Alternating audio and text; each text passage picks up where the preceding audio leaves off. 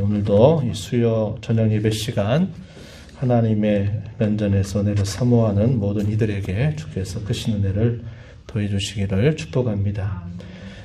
우리가 성경을 함께 읽어 간다는 것, 또 하나님의 말씀을 예배 시간을 통해서 듣는다고 하는 것, 성경을 배워가는 것, 이것을 우리가 하는 것은 무엇이냐?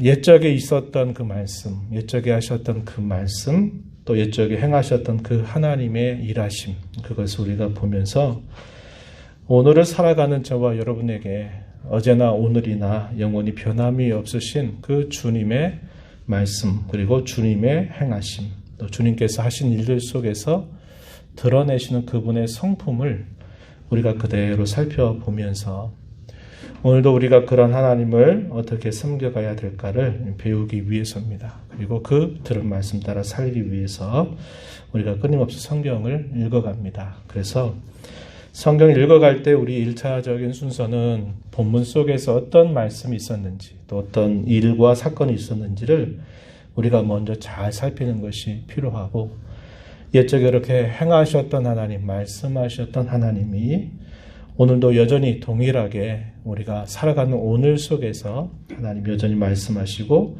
행하시는 분임을 깨달으면서 오늘을 우리가 믿음으로 살아가는 일에 집중하는 자세를 가져야 한다는 것입니다. 우리가 이제까지 여러 차례 살펴봤던 내용들은 바울 사도의 세 번째 전도 여행에 관한 이야기들이었습니다.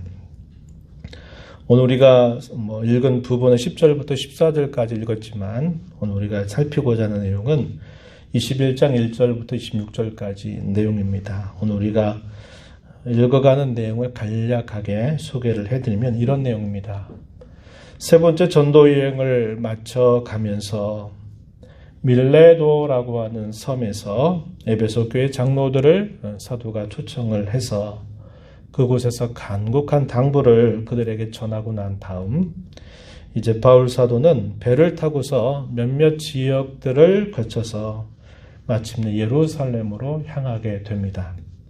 이렇게 예루살렘으로 향하는 데에는 오순절 명절이 다다르기 전에 예루살렘에 도착하고자 하는 목적을 가지고 있었고, 바울 사도의 편에는 이방의 여러 교회들이 예루살렘 교회의 어려운 형편을 돕기 위해서 여러 연보들 혹은 헌금 이것을 가지고서 또 전달하고자 하는 뜻이 있었습니다. 그래서 서둘러 예루살렘으로 향하게 돼요. 그런 과정에서 신실한 성도들을 만났던 이야기들, 그것이 간략하게 기록이 되고 마침내 예루살렘에 도착해서 세 번째 전도 여행 속에 있었던 많은 하나님의 역사, 그것을 보고하는 내용들을 갖게 됩니다. 그리고 그곳에서 많은 유대인들이 반대하기 때문에 그 유대인들을 의식해서 결례에 동참할 것을 요구하는 내용, 그것이 오늘 우리가 있는 1절부터 26절에 간략하게 소개되는 내용입니다. 그런 과정들을 살펴가면서 사도가 어떤 생각을 가졌는가 오늘 우리가 좀 주의 있게 살펴보기를 바라고, 그것이 오늘 저와 여러분에게 주는 교훈, 그리고 오늘을 살아가는 저와 여러분에게 무엇을 적용할 수 있을지를 함께 나눠보겠습니다. 오늘 우리가 읽어가는 이 내용들을 크게 두 부분으로 나눠봅니다. 1절로부터 14절 내용에서는 이제 3차 전도 여행을 마치고 밀레도라고 하는 섬에서 배를 타고 마침내 예루살렘으로 올라가는 그 과정이 1절부터 14절까지, 그리고 15절부터 26절까지 내용에서는 예루살렘에 도착했을 때 사도가 행했던 일들이 무엇인가에 대한 기록을 우리에게 전달해 주고 있습니다. 밀레도라고 하는 섬에서 에베소 교회 장로들과 눈물 어린 작별을 하게 되고서 바울 사도는 배를 타고서 이제 예루살렘으로 향하는데, 그 코스가 어떻게 소개가 되냐면 우리가 읽은 말씀 1절, 3절, 1절부터 3절 내용에 보게 되면은 밀레도라고 하는 곳에서 장로들과 작별했다. 눈물 어린 그런 작별을 하고 나서 보시면 고스라고 하는 곳, 또 로도라고 하는 곳, 바다라 하는 곳을 거쳐서 어디를 가게 되냐면 두로라고 하는 곳에 도착하게 됩니다. 두로는 이스라엘 땅 지역으로 말하면 서쪽 해변과 위쪽에 있는 지역입니다. 거기에서는 이제 예루살렘이 그렇게 멀지 않은 곳이 될 거예요. 이 두로에 도착을 하게 되는 과정이 소개되는데, 이 두로에서 어떤 중요한 내용이 있었냐면은, 두로에서 한 일주일 동안을 머물면서 그곳에 있는 신실한 성도들을 만나 교제를 하게 됩니다. 그 교제하는 중에 바울 사도로 하여금 예루살렘에 올라가지 말라, 그에게 권면을 해주게 돼요. 4절 말씀을 한번 가서 보시면은 이렇게 말합니다. 제자들을 찾아가서 2일을 머물렀다. 일주일을 머물고 그 제자들이 성령의 감동으로 바울더러 하는 말, 예루살렘에 들어가지 말라, 이렇게 권면을 했습니다. 예루살렘으로 들어가면 어려운 일이 기다리고 있다라는 것을 성령께서 그들에게 알게 하셔서 그 함께 교제했던 사람들은 바울 사도로 하여금 예루살렘에 올라가지 말라, 이렇게 만류하는 모습이 나타납니다. 그럼에도 불구하고 바울 사도 어떻게 합니까? 계속 강행을 하게 됩니다. 강행을 하니까 어떻게 하느냐, 사도의 마음을 꺾을 수가 없는 거예요. 그러니까 그곳에 있는 그 제자들과 더불어서 함께 간절하게 기도하고 바울 사도를 결국 예루살렘으로 보내게 됩니다. 그 내용이 5절과 6절에 이렇게 표현이 돼요. 그래서 이 두로라고 하는 곳에서 일주일을 머문 바울 사도와 일행들은 이제 마침내 거기서 조금 아래쪽으로 내려가면 가이사라라고 하는 곳에 가게 되는데, 여기는 우리가 잘 아는 빌립이라고 하는 인물, 7 집사를 세웠던, 그러면서도 전도자의 역할을 했던 이 빌립이 살고 있는 곳에 사도가 잠시 들르게 됩니다. 그곳에 처녀딸이 4명이 있다고 소개하고, 이 처녀딸들은 예언을 하는 그런 특별한 은사를 받은 사람들이다, 이렇게 소개를 해줍니다.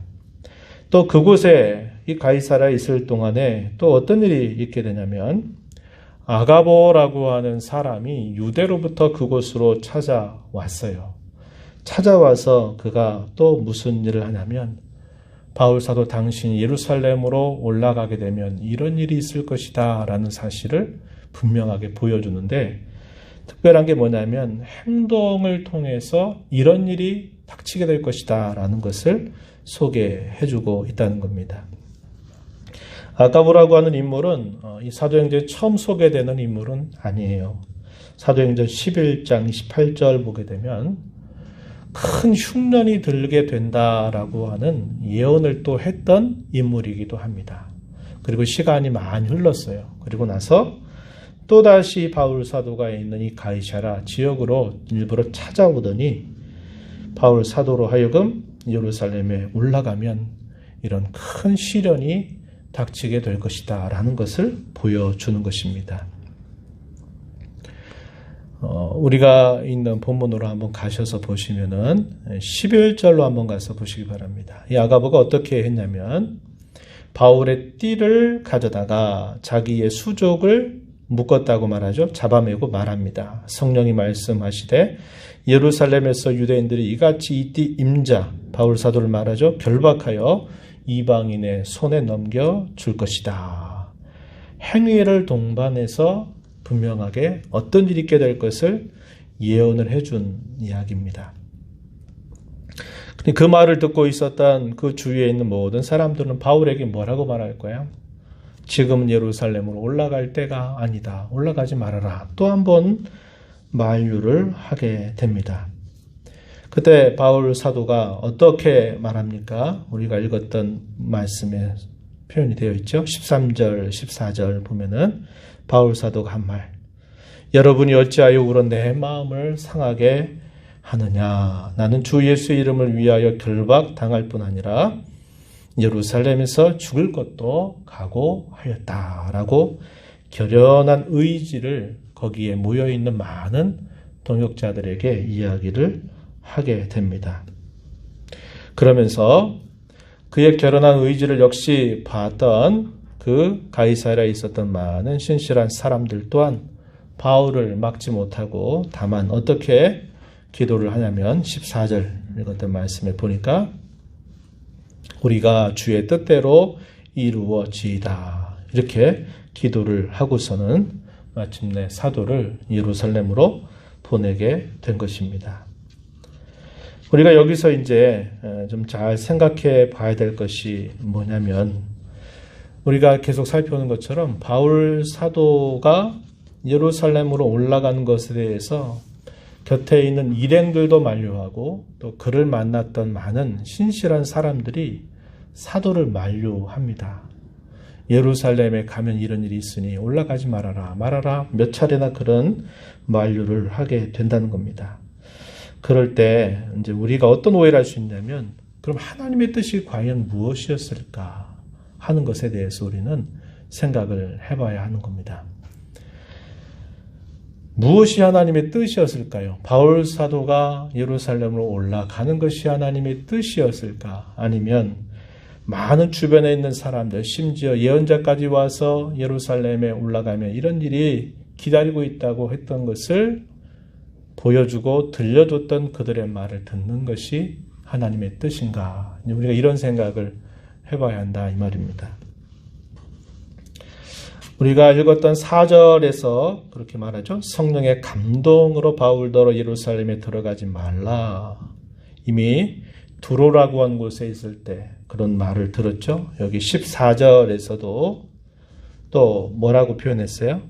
13, 이제 그 앞에서도 12절입니다. 2절에서 바울에게 예루살렘을 올라가지 말라 권했다. 이렇게 말해요. 근데 바울 사도는 어떤 생각을 가지고 있었냐면 그것이 하나님의 뜻이라고 생각하지는 않았다는 거예요. 하나님의 뜻은 자기가 예루살렘으로 무엇이 자기를 기다리고 있다 하더라도 자기는 예루살렘으로 가는 것이 하나님의 뜻이다라는 확신을 가지고 있었어요. 우리가 지난번에 읽었던 말씀을 한번 가서 보시면 사도행전 20장 22절 한번 가서 보시기 바랍니다. 옆편에 가서 보시면 밀레도에서 에베소 교회 장로들에게 사도가 했던 말이죠. 22절에 보라 이제 나는 성령에 매여 예루살렘으로 가는데 거기서 무슨 일을 당하는지 알지 못한다. 23절 성령이 각성해서 내게 증언하여 결박과 환난이 나를 기다린다 하시지만 24절 내가 달려갈 길 주 예수께 받은 사명을 마치려 하면은 나의 생명조차 조금도 귀한 것으로 여기지 않는다. 이렇게 말했습니다. 여기서 우리가 주의 깊게 봐야 될 표현이 어디냐면 22절이에요. 나는 성령에 매여 예루살렘으로 간다. 이렇게 말합니다.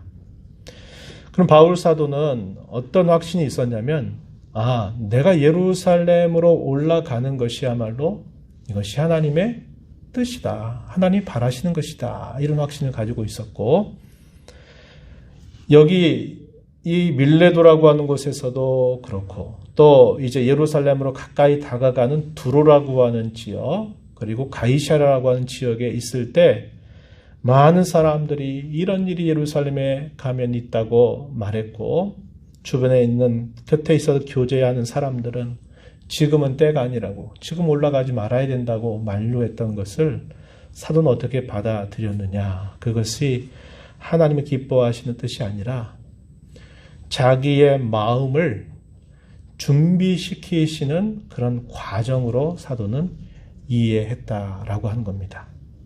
우리가 이런 두 가지 일이 겹치잖아요. 올라가야 된다. 오순절 전에 올라가서 여러 이방교회가 모아줬던 연보, 헌금을 전달해 줘야 되겠다라고 하는 이 사도의 계획 그리고 예루살렘에 올라가지 말라라고 말하는 신실한 동역자들의 많은 만류 이 두 가지가 서로 이렇게 충돌이 되잖아요.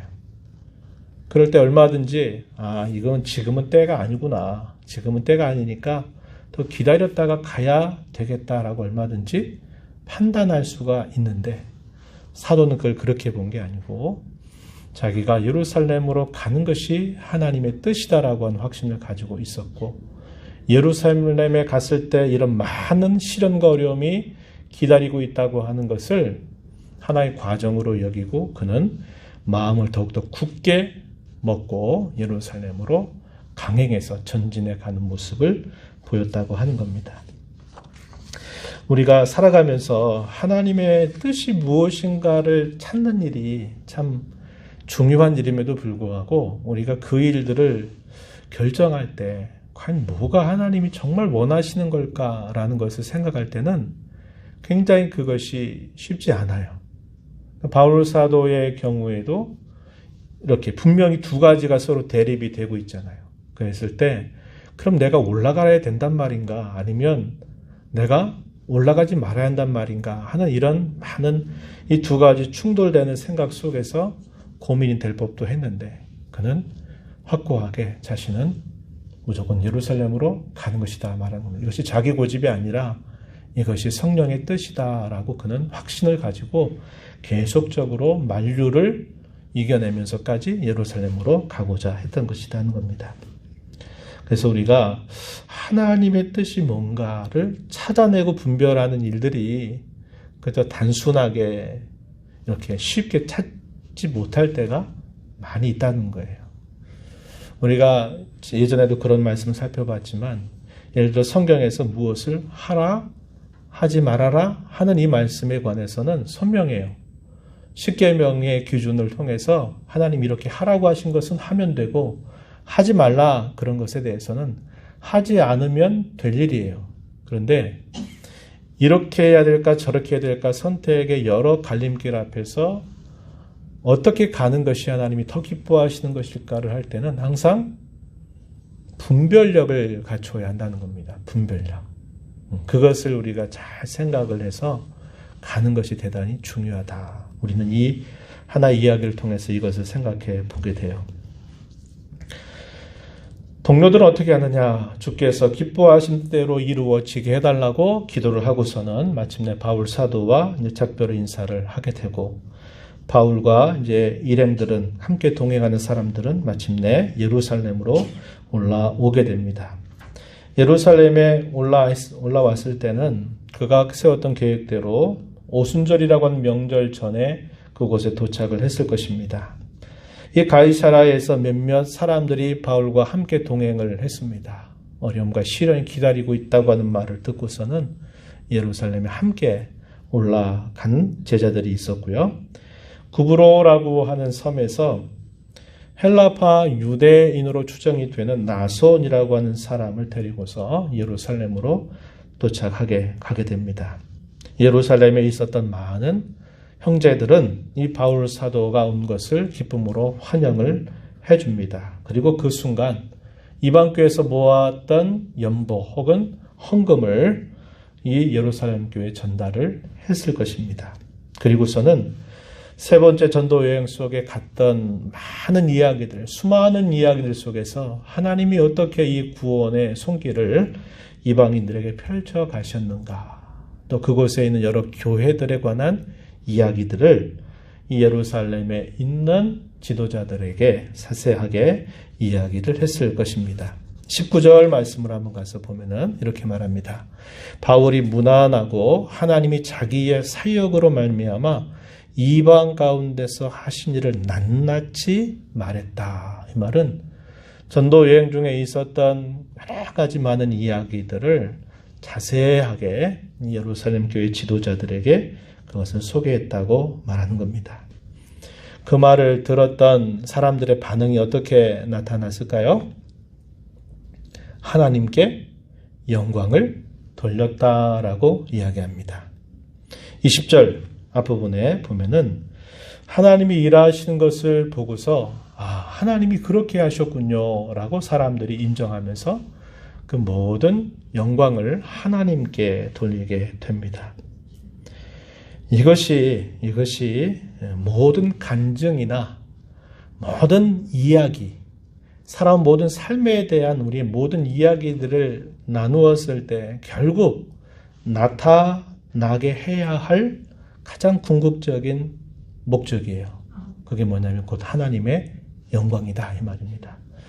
거기에서 자기 영광 그리고 자기 상 받는 일 그런 것들을 철저하게 배제하는 것이 대단히 중요해요. 하나님께 영광이 돌려지도록 하는 것은 우리 신앙의 가장 궁극적인 가장 끝에 있는 목적이 되어야 된다는 것을 우리는 잊지 말아야 합니다. 그래서 마침내 그 일을 통해서 하나님께 영광을 돌리게 됐어요. 그리고 예루살렘 교회 지도자들이 바울에게 권면을 합니다. 어떤 이야기를 하냐면 결례를 행하는 것이 좋겠다. 이렇게 바울 사도에게 권면을 합니다. 23절 가서 보시면은 이렇게 말하죠. 우리가 말하는 이대로 하라. 바울 사도에게 권면하는 이야기입니다. 왜 그러한 말을 하냐면 당시에 유대인 출신의 그리스도인들이 굉장히 많이 있다라는 사실을 사도에게 이야기합니다. 근데 이들에게 있어서의 동일한 정서는 뭐냐면 율법에 대하여 대단히 존중하게 여기는 자세를 가지고 있는 사람들이라는 거예요. 그런데 어떤 말들이 당시에 퍼져 있었냐면 헬라 이방 출신의 그리스도인들, 이 유대인들은 모세를 배반하고 할례를 행하지도 않고 율법의 규모를 지키지도 않는 사람들이다라는 이런 소문이 퍼져 있었다 이 말이에요. 그래서 당시에 유대인 출신의 그리스도인과 이방인 출신의 그리스도인 사이에는 넘기 힘든 하나의 장벽이 있었다 이 말이에요. 그것이 뭐냐면 율법에 대해서 저들이 그것을 귀하게 여기냐 아니면 그것을 귀하게 여기지 않느냐 하는 것이 아주 중요한 잣대가 되었어요. 그런데 예루살렘에는 그 유대인 출신의 그리스도인들이 굉장히 많아요. 수만 명이나 된다고 이야기합니다. 그들에게 바울 사도는 그러한 유대인의 어떤 모든 규례나 결례들을 무시하는 사람이다. 이렇게 이 소문이 드러나게 되고 그것이 마치 맞는 것처럼 얘기가 퍼지게 되면 여기에서 적지 않은 혼란이 생긴다라고 판단을 한 겁니다. 그래서 바울 사도에게 우리가 이런 상황에 의해서 이렇게 당신에게 말하니 이대로 따라달라라고 요구를 한 것입니다. 대단히 율법에 여전히 열성을 가지고 있는 유대 그리스도인들이 대단히 많았고 바울 사도의 가르침에 대한 오해들이 많이 퍼져 있었기 때문에 바울 사도에게 예루살렘 교회 지도자들은 결례를 행하는 것이 좋겠다 이렇게 권면을 했습니다.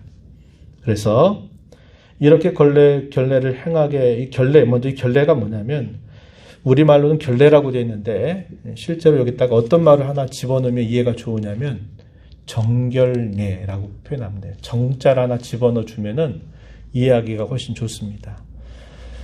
정결례라고 하는 것은 우리가 잘 아는 것처럼 레위기에서 부정하다, 정결하다라고 하는 것에 대해서 규정해 놓은 중요한 대원칙입니다. 그랬을 때 예를 들어 이방 세계에서 이방인들과 어울러서 그곳에 있던 바울 사도와 그의 일행들이 이제 하나님의 약속의 땅으로 들어왔잖아요. 그러면은 정결케 하는 의식, 예식을 해서 정결케 되어야 된다라고 여전히 생각하고 있어요. 그것이 율법의 가르침이란 말이에요. 그러니까 이것이 본질은 아니지만 예루살렘에 있는 수많은 유대 출신의 그리스도인들에게 이것 때문에 문제가 돼서 바울 사도에 대한 배척과 반대가 생겨나는 것은 그리 바람직한 일이 아니다. 이렇게 말을 하면서 이제 우리 곁에 네 명이 나시린이 되고자 하는 소원을 한 사람들이 있는데 이들이 소원을 할 때 이들이 이런 정결 예식을 할 때 바울 사도 자신도 이 정결례에 참여하게 된다면 불필요한 오해를 하지 않게 될 것이니 이렇게 하는 게 좋겠다. 이렇게 이야기를 한 것입니다. 23절 한번 다시 가서 보면은 예루살렘 교회 지도자가 이렇게 말합니다. 서운한 네 사람이 우리에게 있다. 이 말은 여기 나실인이 되겠다라고 서운한 사람이 4명이 있다고 이야기합니다. 24절에 보면 그들을 데리고 함께 결례를 행하고 이 정결례를 행한다 이 말입니다. 그들을 위하여 비용을 내어서 머리를 깎게 하라. 머리를 깎는다 이 말은 일정 기간 동안 혹은 이제 평생 동안 하는 그런 경우도 있는데 나실인이 되는 하나의 규정입니다. 그래서 머리를 깎을 때 사도 자신도 그 정결례에 함께 참여하는 것이 좋겠다. 이렇게 구체적으로 이야기를 합니다. 24절 하반절에 보면 그러면 모든 사람이 그대에 대하여 들은 것이 사실이 아니고 그대도 율법을 지켜 행하는 줄로 알 것이다. 이렇게 말을 했어요.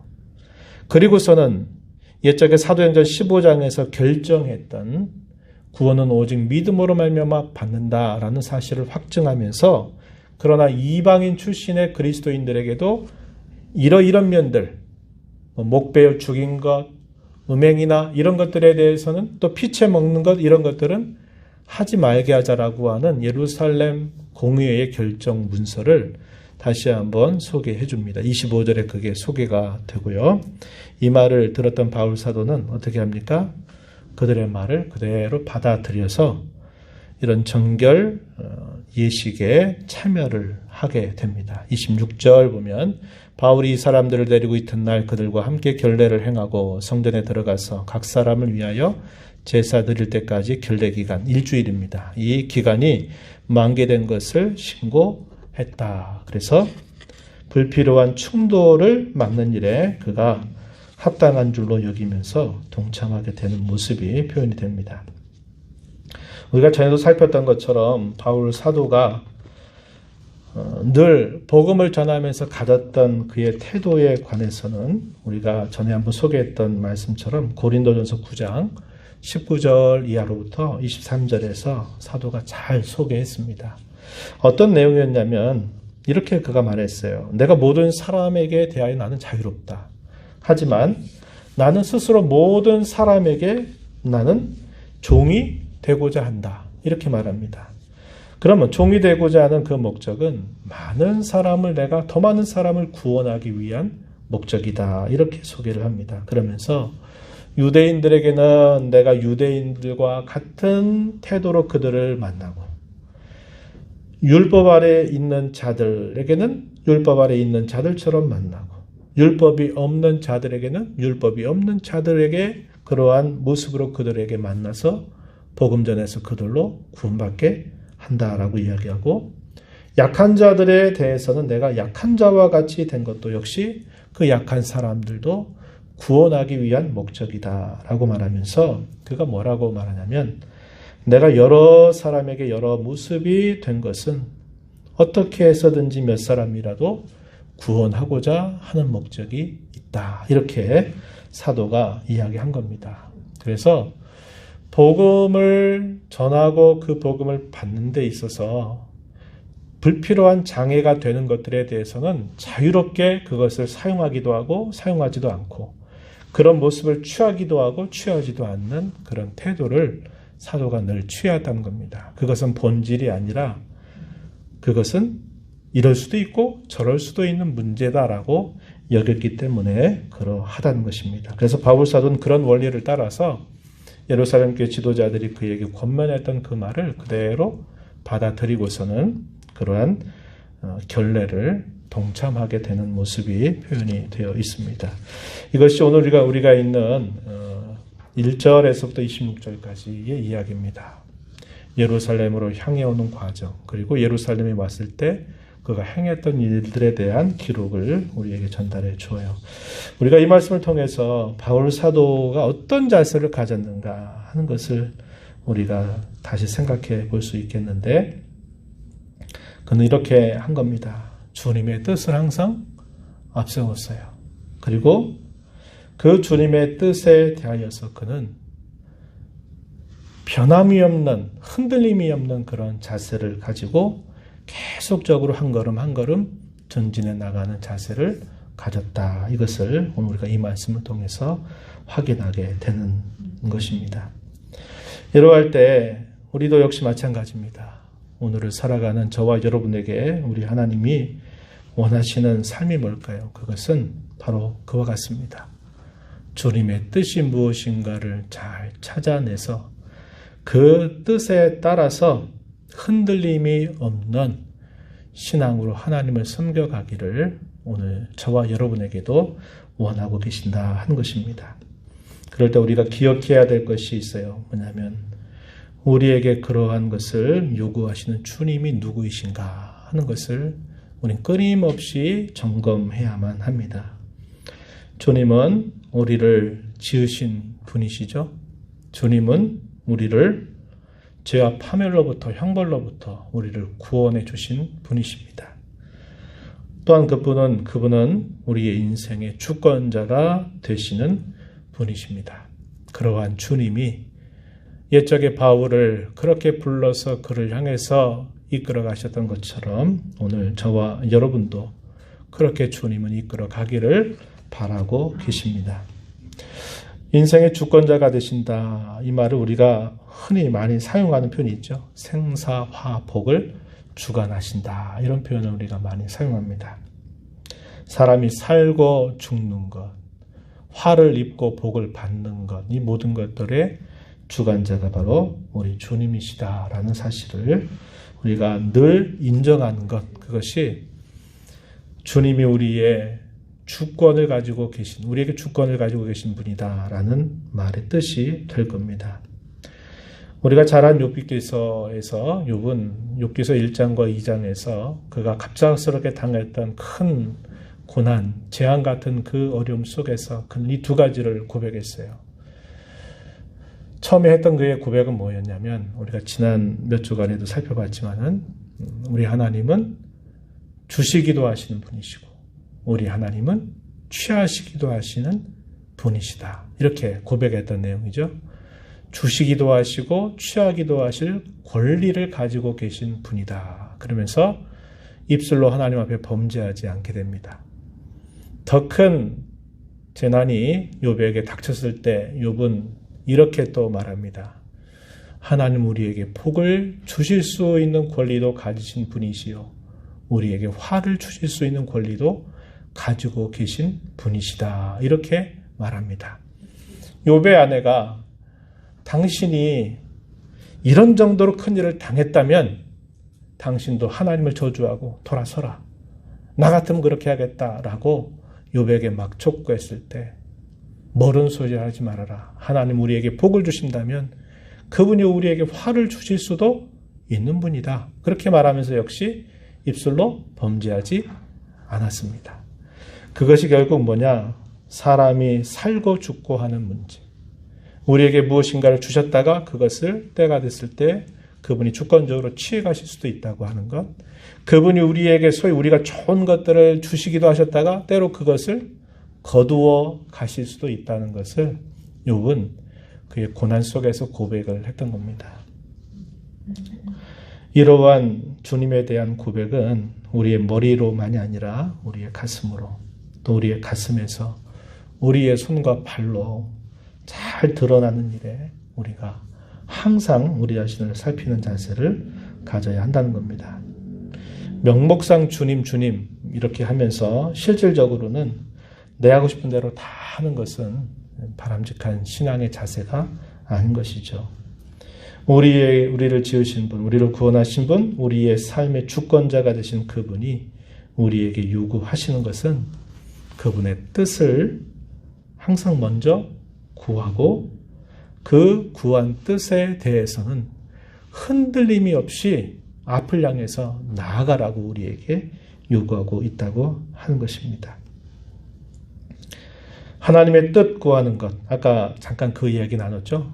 뭐가 하나님의 뜻인가를 잘 분별하는 게 쉽지는 않아요. 바울 사도는 그것을 잘 구별을 해서 예루살렘에 올라가는 일을 멈추지 않았고 예루살렘에 갔을 때 어떤 일이 자신을 기다리고 있다는 것을 이미 알고 마음의 준비를 하고서 그곳으로 올라가게 되었다는 것을 살펴봤습니다. 하나님의 뜻을 구한다 이 말은 내 뜻보다 그분의 뜻을 더 앞세운다라는 말이 되는 겁니다. 하나님의 뜻을 구하기 위해서 우리는 먼저 내 뜻, 내 생각, 내 경험을 버리는 훈련들을 해야 돼요.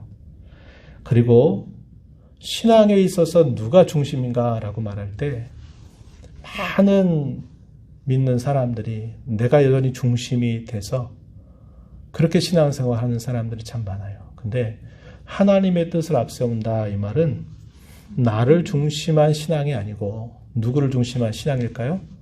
주님을 중심으로 한 신앙이 된다는 것을 우리에게 말하는 겁니다. 하나님의 뜻을 구하는 것은 바로 그렇게 우리가 늘 생각해야 돼요. 내 뜻 먼저 버리고 주님의 뜻을 먼저 구하고 나 중심으로 신앙생활을 하면서 하는 것이 아니라 주님을 중심으로 신앙생활을 하는 거죠. 이걸 다른 말로 인본주의, 신본주의 이렇게 말도 하는데 그러한 자세를 언제나 갖는 자세를 가져야 되고 우리 하나님께서 저와 여러분에게 원하시는 그분의 뜻은 이겁니다. 우리가 앞에서 계속 살펴온 것처럼 우리가 아까 읽었던 사도행전 20장 24절에서도 은혜의 복음을 전하려 함은 그것을 마치려 하면은 나의 생명을 조금도 아끼지 않는다. 이렇게 말했죠. 은혜의 복음, 복음을 위하는 삶, 그리고 그 복음을 통해서 하나님의 나라를 살아가는 삶. 이것은 하나님이 저와 여러분 모두에게 모든 시대의 신자들에게 그리스도인들에게 요구하시는 그분의 변치 않은 뜻이다 하는 겁니다. 그것을 늘 되뇌어야 되고 또 그것을 늘 생각하는 자세를 갖고 살아가야만 돼요. 우리가 하나님 앞에 때가 돼서 나와서 또 예배하고 또 말씀을 듣고 또 기도하는 게 뭘까요? 흩어져 살다가 세상 속에서 내가 누군지 잊어버리고 내 삶의 방향 감각을 잊어버렸던 내가 다시 주 앞에서 나는 이걸 위해서 살아야 될 사람이지. 주님이 나를 이거 위해서 살라고 나에게 오늘도 생명 주시고 업 주시고 또 이 날을 주신 거지 하는 것을 계속적으로 또다시 되뇌이는 일들을 해가기 위한 목적도 있다는 거예요. 그래서 여러분 꼭 기억하십시오. 우리 하나님이 저와 여러분을 지으시고 구원하시고 우리 인생을 주관하시고자 하실 때 바라시는 것은 복음을 위한 것과 하나님의 나라를 살아가는 데 있다. 이것을 늘 되뇌이고 또 다시 되새기고 하면서 늘 기억하면서 살아야 되겠다는 것입니다. 그리고 이러한 일에 있어서 어떤 자세를 가져야 될까요? 흔들림이 없어야 되겠다는 겁니다. 흔들리지 말자는 거예요. 근데 우리는 이러한 일에 있어서 얼마나 상황과 형편과 우리의 주관적인 감정, 우리의 마음의 상태가 어떠냐에 따라서 얼마나 시시각각으로 변하는지 몰라요. 근데 우리 앞선 신앙의 선배들이 잘 보였던 신앙의 좋은 본은 바로 그겁니다. 흔들리지 않는 거예요. 흔들리지 않는 겁니다. 주님이 저와 여러분에게 바라시는 것도 이런저런 것 때문에 우왕좌왕하고 흔들리지 말라는 거예요.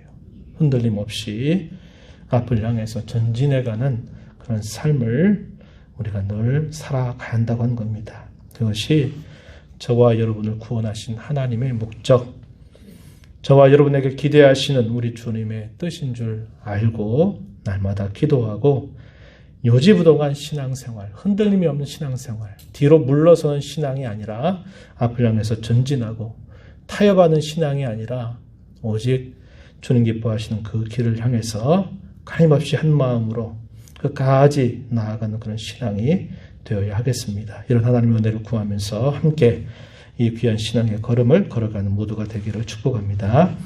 하나님 아버지, 오늘도 저희들을 불러주셔서 그 옛날 바울 사도가 예루살렘으로 올라가는 그 일과 그 예루살렘으로 올라갔을 때 그에게 기다리고 있는 많은 이야기들을 들음에도 불구하고 자신을 부르신 하나님, 자신에게 구원의 은혜를 주신 그 하나님의 뜻을 그는 무엇보다도 앞세우고 흔들림이 없이 일사각오의 마음가짐을 가지고 그는 예루살렘으로 올라갔습니다.